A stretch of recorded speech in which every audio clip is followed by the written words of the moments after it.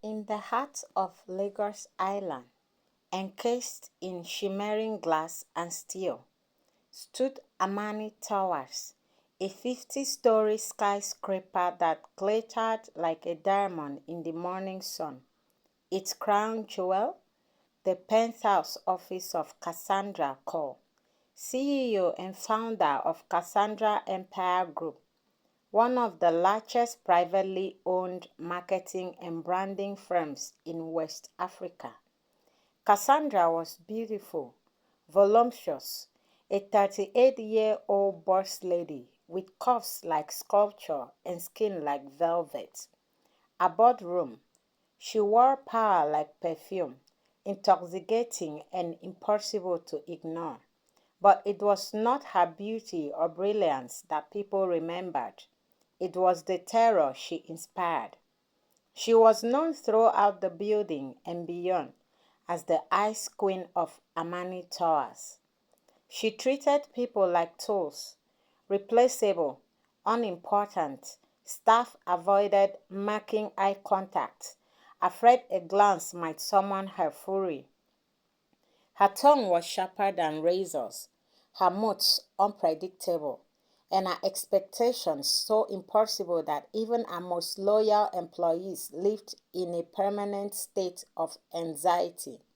The moment she stepped out of the elevator each morning, sharp heels clicking, designer sunglasses in place, a shiver ran through the entire building.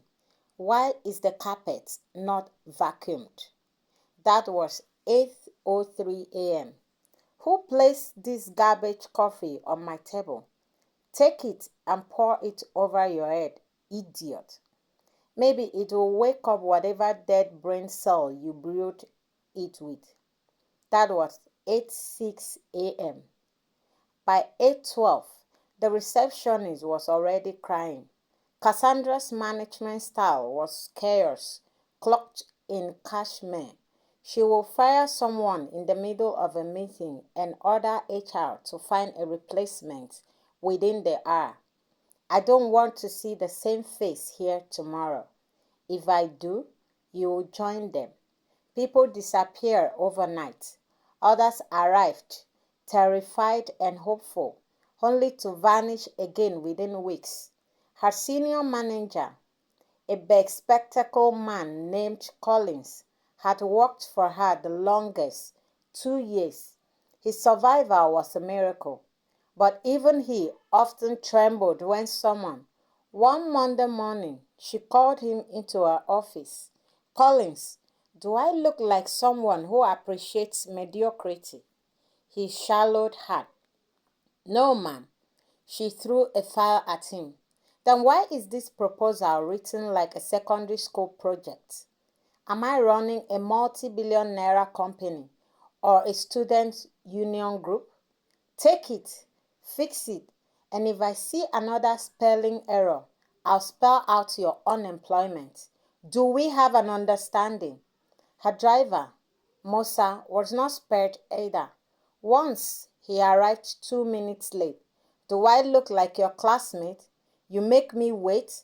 I could buy your entire village and rename it Punctuality, she screamed, hauling her handbag into the back seat. The security guards at the gate stood straighter whenever she arrived. The cook, who prepared her meals, often got screamed at for using cheap oil or undersalting her soup. Is this poison? You are trying to kill me slowly? My dog wouldn't eat this. No wonder you look like a dog, she once shouted, hurling a plate against the wall. Her cruelty wasn't limited to staff.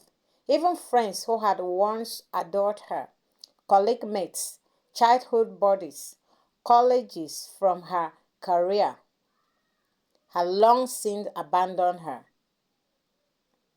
Juliet, her best friend from university, had once tried to hold a birthday dinner for Cassandra at a quiet rooftop restaurant. Cassandra arrived late, looked around at the decorations, and said, "This looks like a child's party. What is this, Juliet? Are you mocking me? What an insult! Juliet tried to laugh it off. Come on, Cass. It's just a small. Small is for small minds, Cassandra snapped. Next time, don't waste my time. That was the last dinner Juliet ever invited her to. Despite her wealth, her status, and her flawless skin that never seemed to itch, Cassandra was utterly alone. Men admired her from afar, but were too intimidated to approach. Those who did usually fled after the first date. Once, a brave suitor named Desmond, a charming real estate executive, took her to a gallery opening. When he dared to touch her back lightly as they walked in, she turned and said, If I wanted a mosquito, I'd have gone to Ikoyi Cemetery.